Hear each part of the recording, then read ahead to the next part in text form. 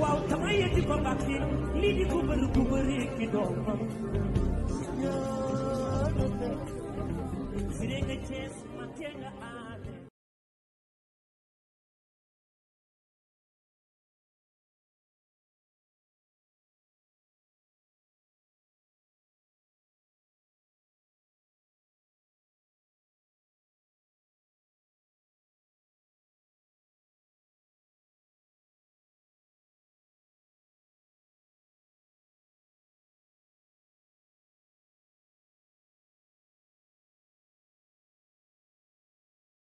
Bien, alors bonjour tout le monde. Certains d'entre vous me connaissent déjà. Je m'appelle José do Nascimento. Vous me connaissez en tant qu'auteur déjà d'un certain nombre de livres. Le dernier livre que j'ai publié, c'est celui-ci, aux éditions L'Harmattan. Le titre de ce livre est La philosophie en Afrique précoloniale, archéologie de la pensée critique à travers les textes et les concepts.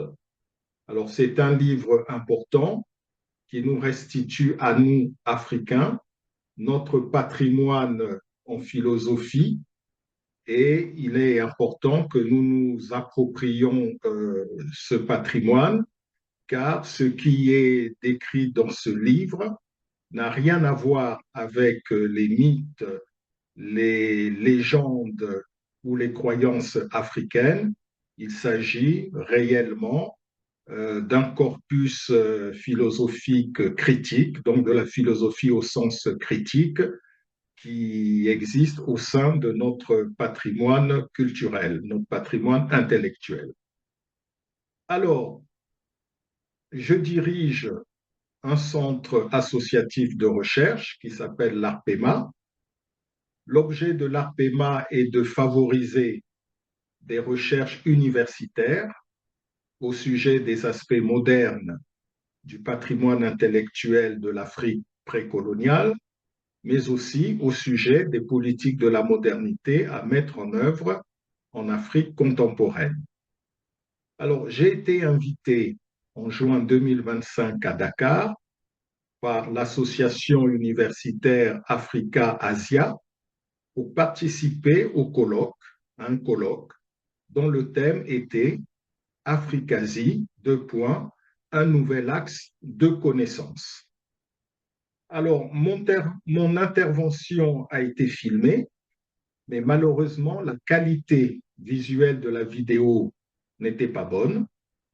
Il m'a donc été suggéré de réenregistrer le discours de ma communication afin de diffuser sur YouTube une vidéo de bonne qualité. Alors, je rappelle que l'association universitaire Africasia est un collectif transnational inclusif qui réunit des universitaires, des artistes, des intellectuels et des éducateurs venant d'Afrique, d'Asie, d'Europe et d'au-delà pour étudier, discuter et partager des connaissances sur les connexions et les enchevêtrements complexes entre les régions du monde africain et du monde asiatique. Alors ce centre, plutôt cette association universitaire, a été créé à l'initiative de l'Université de Leiden aux Pays-Bas et de l'Institut international des études asiatiques. L'objectif de cette initiative est de contribuer à la mise en place à long terme d'une communauté intellectuelle et académique autonome, d'individus et d'institutions entre deux des continents les plus dynamiques du monde, l'Afrique et l'Asie. L'association universitaire Africasia aspire à faciliter le développement d'infrastructures de recherche et d'éducation dans les universités africaines et asiatiques, capable de fournir des connaissances fondamentales dans les deux régions sur les cultures et les sociétés africaines et asiatiques. La plateforme Africasie a été envisagée pour la première fois lors d'une table ronde sur les études asiatiques en Afrique en 2012 à Lusaka, en Zambie. Cette table ronde a conduit à la création de l'Association panafricaine pour les études asiatiques en Afrique, appelée A-Asia, qui est le partenaire clé du réseau de la plateforme, c'est-à-dire de l'association universitaire Africa-Asia. Alors, le collectif universitaire Africasie a tenu sa conférence inaugurale à Accra, au Ghana, du 24 au 26 septembre 2025. La deuxième édition a eu lieu à l'université de Dar es Salaam, en Tanzanie, en 2018.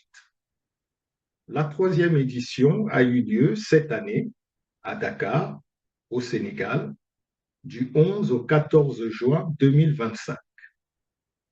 Alors, l'objet de mon intervention au cours de ce colloque a été de présenter un livre que j'ai écrit et publié en 2021 et que l'Académie des sciences sociales de Pékin a pris l'initiative de faire traduire et publier en langue chinoise dans le cadre de son partenariat avec les éditions L'Harmattan. Il s'agit du livre intitulé La pensée politique de Cheikh Anta Diop. Certains d'entre vous connaissent déjà ce livre, c'est celui-ci. C'est donc un livre qui a été publié en 2021 et la traduction de ce livre en mandarin a été réalisée par Madame Li Hongfeng, qui est professeure et doyenne de la School of African Studies au sein de Beijing Foreign Studies University. Alors, la traduction de ce livre en mandarin a fait l'objet d'une publication, c'est celui-ci. Donc, le livre La pensée politique de Cheikh Anta Diop a été traduit en mandarin, en langue chinoise, et voici l'ouvrage en question qui a été donc traduit en chinois à l'initiative de l'Académie des sciences sociales de Pékin.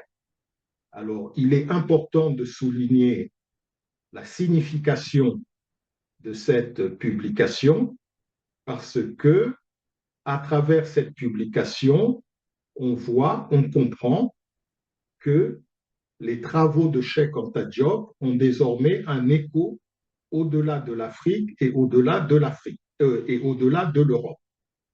Les travaux de Cheikh Anta Diop ont désormais un écho en Asie et en particulier en Chine. Cela a une signification très importante pour tous ceux d'entre nous qui suivons les travaux de Cheikh Anta Diop et qui sont attachés aux travaux de Cheikh Anta Diop. Cela montre donc l'importance, la pertinence des travaux de Cheikh Anta Diop qui désormais ont écho au sein des universités chinoises. Donc, c'est cette publication d'un livre sur la pensée politique de Cheikh Anta Diop a une grande portée, une grande signification pour nous autres Africains. Alors, dans ce livre sur la pensée politique de Cheikh Anta Diop, je présente, sous la forme d'une synthèse pédagogique, l'ensemble de l'œuvre de Cheikh Anta Diop, c'est-à-dire à la fois la partie de son œuvre qui concerne les sciences exactes et la partie de son œuvre qui concerne les sciences humaines et sociales. En ce qui concerne le corpus scientifique en sciences exactes, ce corpus dans les travaux de Cheikh Anta Diop concerne les disciplines de la chimie et de la physique. Vous savez que Cheikh Anta Diop a reçu une formation universitaire dans le domaine de la chimie et de la physique. Ces deux disciplines lui ont permis de donner une base scientifique à ses travaux sur le phénotype mélanoderme des Égyptiens de l'époque pharaonique. Il faut bien prendre la mesure de ce qui vient d'être dit. Cela signifie très clairement que la thèse de Cheikh Anta Diop sur le phénomène, sur le phénotype mélanoderme des Égyptiens anciens ne repose pas seulement sur le témoignage oculaire des anciens Grecs, ne repose pas seulement sur l'iconographie de l'ancienne Égypte, mais ces travaux reposent aussi sur une base scientifique concrète, à savoir l'examen de l'épiderme d'un certain nombre de momies de l'Égypte ancienne à travers les méthodes de la physique par Cheikh Anta Diop. Par conséquent, la thèse de Cheikh Anta Diop sur le phénomène, sur le phénotype mélanoderme des anciens égyptiens, il faut le dire, repose sur une base scientifique, sur une base réelle, composée de données de chimie et de physique. Alors, en ce qui concerne le corpus scientifique en sciences humaines et sociales, ce corpus concerne les disciplines de la paléontologie, de l'archéologie, de la linguistique, de l'égyptologie, de la philosophie, de l'histoire, de la sociologie historique, de la science politique et des relations internationales. C'est vous dire donc que la compétence de Cheikh Anta Diop dans le domaine des sciences humaines et sociales s'étend sur un vaste nombre de disciplines, lesquelles ont été citées tout à l'heure. Alors, ces disciplines des sciences humaines et sociales ont permis à Cheikh Anta Diop, dans le cadre d'une approche interdisciplinaire, de restituer à la science l'histoire réelle des peuples africains depuis la préhistoire jusqu'au temps moderne. Mais ces disciplines lui ont permis aussi d'informer les Africains sur les solutions à mettre en œuvre pour gravir les marches de la modernité. Beaucoup d'entre vous connaissent les travaux de Cheikh Anta Diop dans le domaine de l'histoire et peu d'entre vous sont conscients que l'œuvre de Cheikh Anta Diop a aussi une composante politique. Il faut découvrir la composante politique de l'œuvre de Cheikh Anta Diop, car dans la composante politique de son œuvre, Cheikh Anta Diop nous donne les informations nécessaires pour connaître les directives, les politiques que nous devons mettre en œuvre pour sortir de l'adversité historique dans laquelle nous sommes depuis le XVe siècle. Concrètement, Cheikh Anta Diop nous offre la connaissance des politiques à mettre en œuvre pour faire gravir à l'Afrique les marches de la modernité. Malheureusement, la majorité des Africains s'attachent uniquement aux travaux de Cheikh Anta Diop en ce qui concerne l'histoire. Ils devraient aussi s'informer, s'attacher aux travaux de Cheikh Anta Diop en ce qui concerne les perspectives de la modernité en Afrique. Alors, l'originalité de ce livre que j'ai consacré à la pensée politique de Cheikh Anta Diop tient à ceci que sa lecture permet au lecteur d'avoir accès d'une part aux travaux scientifiques de Cheikh Anta Diop et d'autre part d'avoir accès aux directives politiques de Cheikh Anta Diop, les directives politiques qu'il nous a laissées en héritage, les directives politiques que Cheikh Anta Diop laisse en héritage aux peuples africains. Alors, ce livre offre donc, sous une forme synthétique, une connaissance globale de l'œuvre de Cheikh Anta Diop. Ma motivation pour venir présenter ce livre vient de ceci, que l'œuvre de Cheikh Anta Diop est un exemple concret de ce qui peut constituer un axe de connaissance entre l'Afrique et l'Asie. Rappelez-vous, je vous ai dit que le titre, le thème du colloque auquel j'ai été invité à Dakar était Afrique-Asie, deux points, un nouvel axe de connaissance. Et l'œuvre de Cheikh Anta Diop illustre parfaitement cette idée que l'Afrique et l'Asie peuvent constituer un nouvel axe de connaissance. Voilà donc pourquoi j'ai choisi de présenter ce livre à travers un thème en lien direct avec la thématique du colloque. Le sujet de ma communication a été le suivant: Cheikh Anta Diop, un pont épistémologique entre l'Afrique et l'Asie. Voyez donc l'importance de cette idée. Je répète le titre de ma communication: Cheikh Anta Diop, un pont épistémologique entre l'Afrique et l'Asie. Je vais donc vous présenter dans quelle mesure nous pouvons considérer que l'œuvre de Cheikh Anta Diop peut constituer et constitue d'ailleurs un pont épistémologique entre l'Afrique et l'Asie. Alors, Cheikh Anta Diop, rappelons-le, est un savant de formation pluridisciplinaire.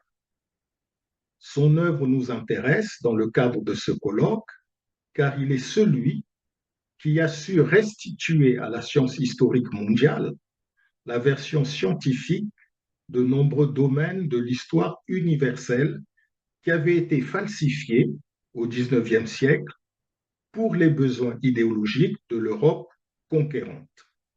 La traduction en langue chinoise du livre dont je vous parle donne aux universitaires chinois accès aux travaux de Cheikh Anta Diop, qui ont conduit à une défalsification et à une clarification de l'histoire universelle. Je parle donc de ce livre, donc la traduction en langue mandarine du livre que j'ai publié sur la pensée politique de Cheikh Anta Diop. Donc cette traduction donne aux universitaires chinois accès aux travaux de Cheikh Anta Diop qui ont conduit à une défalsification et à une clarification de l'histoire universelle. Comme telle, cette traduction ouvre l'opportunité d'un dialogue scientifique entre intellectuels chinois et intellectuels africains sur l'immense champ scientifique, épistémologique, couvert par l'œuvre de feu le professeur Cheikh Anta Diop. Ce champ est vaste. Comme je vous l'ai dit, ce champ concerne la paléontologie, l'archéologie, l'antiquité, la linguistique, l'égyptologie, la philosophie, la sociologie historique de l'État, l'histoire des religions, les modes de production, l'histoire des modes de production, l'histoire des révolutions politiques, l'histoire des arts, l'histoire des sciences et des techniques. Vous voyez donc le vaste champ scientifique que l'œuvre de Cheikh Anta Diop offre à un dialogue intellectuel, à un dialogue scientifique entre chercheurs africains et chercheurs chinois. Un tel dialogue peut être une source heuristique pour donner naissance à de nouvelles recherches et donc à de nouvelles découvertes menées entre chercheurs africains et chinois sur le terrain des disciplines couvertes par l'œuvre de Cheikh Anta Diop. Or, et c'est très important ce que je vais dire, comme s'en est étonné le docteur Awa Bokar Littal, jusqu'à une date récente, dit-elle, les travaux de Cheikh Anta Diop n'ont été essentiellement discutés, étudiés et enseignés que dans l'axe Afrique-Occident. Il est temps, nous dit le docteur Awa Bokar Littal, que ces travaux le soient aussi dans l'axe Afrique-Asie. Le docteur Awa Littal pose la question suivante: n'est-il pas opportun, en ce XXIe siècle, d'engager entre l'Afrique et l'Asie des échanges académiques à partir des thématiques et des disciplines traitées par Cheikh Anta Diop? Voyez donc ce que le docteur Awalital souligne est très important. C'est vrai que jusqu'à présent, pendant très longtemps, les travaux de Cheikh Anta Diop n'ont été discutés, examinés que dans l'axe Afrique-Occident. Il est temps que ces travaux puissent être examinés, discutés sur de nouvelles axes, sur de nouvelles axes de connaissances.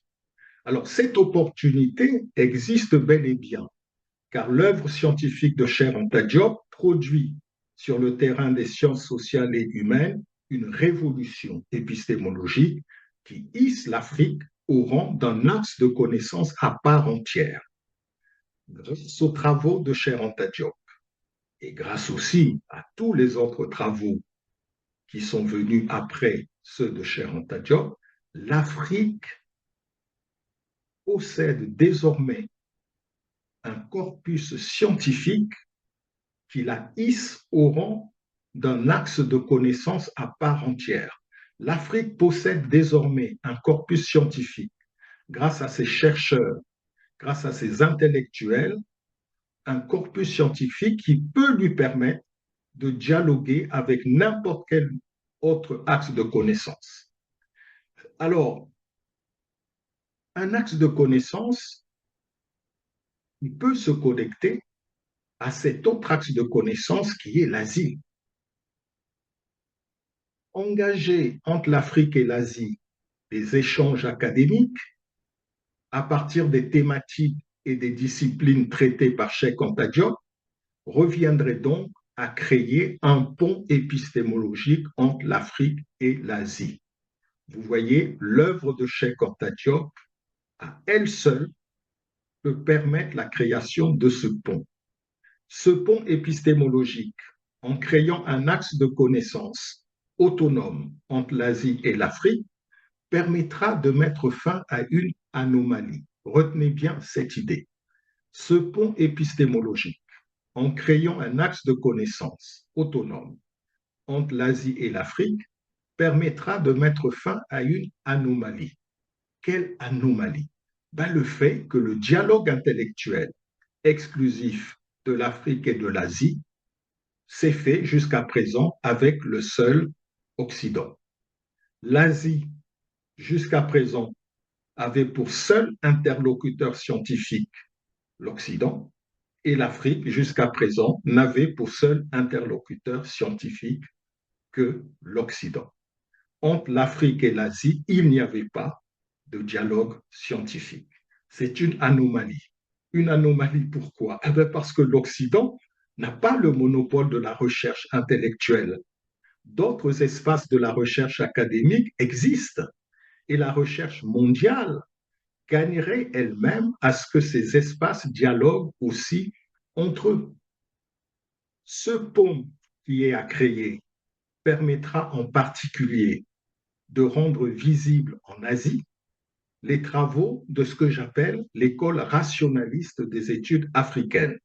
École rationaliste des études africaines qu'il ne faut confondre ni avec les travaux de l'école européocentrique des études africaines, ni avec les travaux de l'école afrocentrée des études africaines. Alors, de ce point de vue, ce pont à créer peut permettre aux universitaires asiatiques d'échapper au piège des préjugés et dogmes que les travaux de l'école européocentrique des études africaines véhiculent sur l'Afrique. L'Asie, en effet, ne peut pas se permettre de connaître l'Afrique par le seul prisme de l'Occident.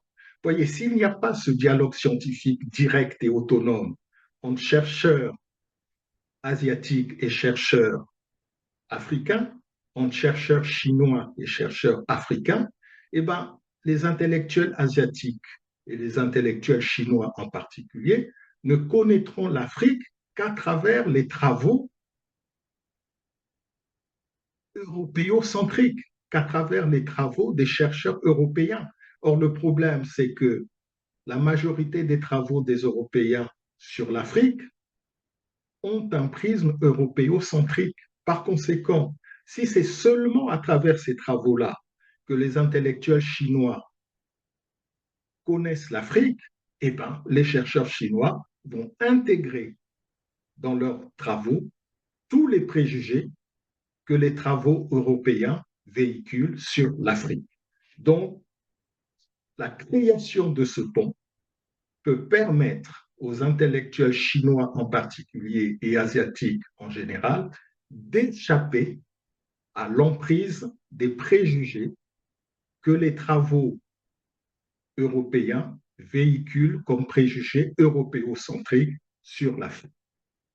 Alors, par-delà la Chine, l'initiative prise par l'Académie des sciences sociales de Pékin pour traduire ce livre en langue chinoise ouvre donc une opportunité de dialogue épistémologique interdisciplinaire entre l'Afrique et l'Asie en général. Elle projette un pont épistémologique. Quand je dis elle, c'est la traduction de ce livre en mandarin. Projette un pont épistémologique entre l'Afrique et l'Asie dans tous les domaines de connaissances explorés par Cheikh Anta Diop. Nous devons investir ce pont épistémologique. Pourquoi?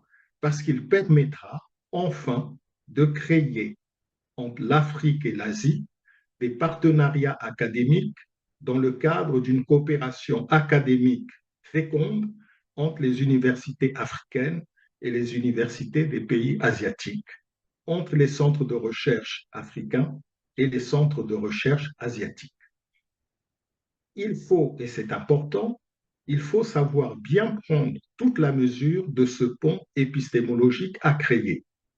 Une connexion entre les deux nouveaux axes de connaissance que sont l'Afrique et l'Asie permettra non seulement d'éclairer les relations millénaires et jusque-là peu explorées entre l'Afrique et l'Asie, mais aussi il permettra de corriger l'empreinte européocentriste sur les connaissances du patrimoine scientifique de l'humanité. Alors, examinons ces deux aspects qui sont très importants. Examinons d'abord l'éclairage des relations millénaires entre l'Afrique et l'Asie. À partir des thématiques et des disciplines explorées par Cheikh Anta Diop, des échanges académiques peuvent être créés pour favoriser un programme de recherche interdisciplinaire entre l'Afrique et l'Asie et dont l'objet, et c'est ça qui est le plus important, l'objet de ces échanges académiques sera d'approfondir la connaissance des relations que l'Asie et l'Afrique ont entretenues au cours de leurs relations millénaires et aussi des similitudes que présentent leurs cultures respectives. Nul doute que cette coopération dans le domaine des sciences humaines et sociales pourra nous éclairer sur la complexité et l'ancienneté des rapports entre l'Asie et l'Afrique depuis l'Antiquité, voire même depuis le Néolithique. Incontestablement, il y a des questions qui se posent. Il y a des questions qui se posent et que nous devons aborder, examiner, investir. Par exemple, les Égyptiens ont-ils été en relation avec la Chine? L'Égypte pharaonique a-t-elle été en relation avec la Chine ancienne? Autre question. L'Inde et la Chine connaissaient de manière certaine l'Afrique post-pharaonique, puisque nous trouvons en Afrique orientale des produits d'échange commerciaux entre la Chine et le Zimbabwe par l'intermédiaire de la civilisation Kiswahili. Alors, on connaît aussi l'expédition maritime de Zheng He, entreprise sous la dynastie Ming entre 1405 et 1433 au large des côtes de l'Est africain. Entre l'Asie et l'Afrique, nous constatons de multiples similitudes culturelles. Il nous faut éclairer la raison de ces similitudes culturelles. Par exemple, le culte des ancêtres est partagé par l'Afrique, est partagé par l'Asie. en particulier la Chine et le Japon. L'importance accordée à l'oncle, nous le connaissons en Afrique, nous le connaissons aussi en Chine, nous le connaissons au Japon. L'importance accordée à la famille, nous le connaissons en Afrique, en Chine et au Japon. Il y a d'autres similitudes culturelles qui existent. Par exemple, dans deux pays, le Nigeria et le Cameroun, il existe une langue dans chacun de ces pays, une langue, quand nous entendons les locuteurs de cette langue parler, on a parfois l'impression qu'ils parlent en chinois. Bref, entre le champ culturel asiatique et le champ culturel africain, il existe énormément de similitudes. D'où viennent ces similitudes? Nous devons les étudier, nous devons les examiner. Et justement, ce pont épistémologique à créer entre l'Afrique et l'Asie permettrait d'examiner toutes ces questions. Enfin, examinons l'obligation de corriger l'empreinte européocentrique que certains intellectuels européens ont introduit au sein des connaissances du patrimoine scientifique de l'humanité. Une connexion entre l'Afrique et l'Asie sera une opportunité historique pour la science en général. Elle sera en effet favorable à une nouvelle avancée des connaissances scientifiques car elle permettrait une chose très importante, elle permettrait de relativiser l'Occident en tant qu'axe de connaissance qui jusque-là avait réussi à s'imposer comme seul interlocuteur pour l'Asie et pour l'Afrique en matière de controverses scientifiques. Il importe de relativiser l'axe de connaissance occidentale car cet axe est né dans un contexte de conquête du monde par l'Occident, un contexte qui n'a pas permis aux scientifiques en Occident d'éviter le piège de l'européocentrisme et par conséquent d'éviter de falsifier divers points du patrimoine scientifique de l'humanité dans le domaine des sciences sociales et humaines. De ce point de vue, relativiser l'Occident comme axe de connaissance signifiera non pas produire de la science contre l'Occident, mais produire de la science en coopération avec l'Occident en lui évitant le piège de l'européocentrisme. Nous devons donc favoriser une coopération internationale entre l'Asie et l'Afrique autour et à partir des travaux de Cheikh Anta Diop. Si nous faisons cela, nous allons créer un bandung scientifique. Rappelons-nous, dans les années 60, les pays du tiers-monde avaient créé un bandung politique.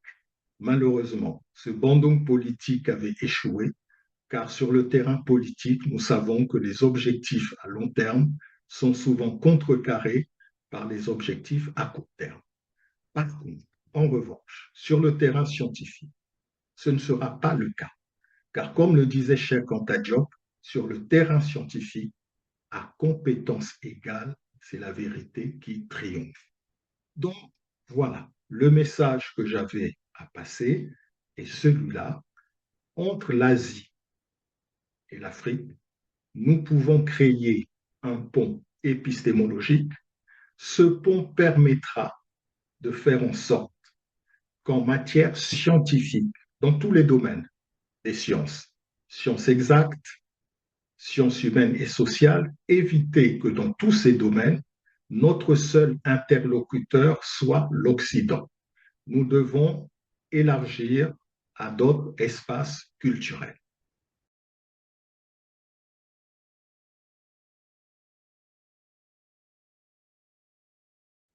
Que Cheikh Anta Diop est le savant et le penseur africain le plus éminent du XXe siècle. Il est un géant du savoir universel.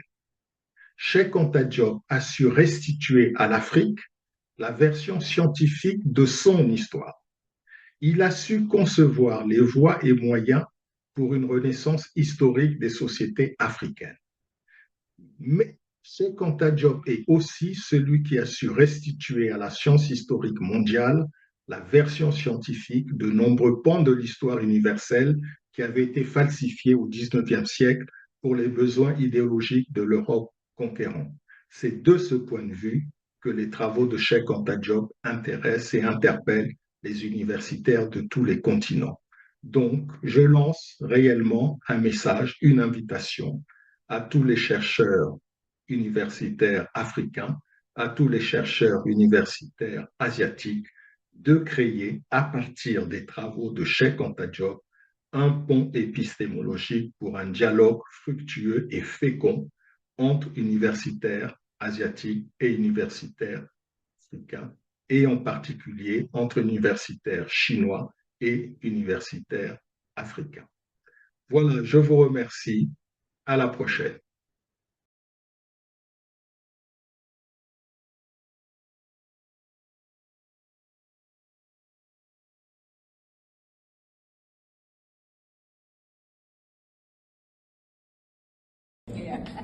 Okay, that's good. Nice picture. It's okay. Yeah. Okay. Very small video for everybody. In photo? In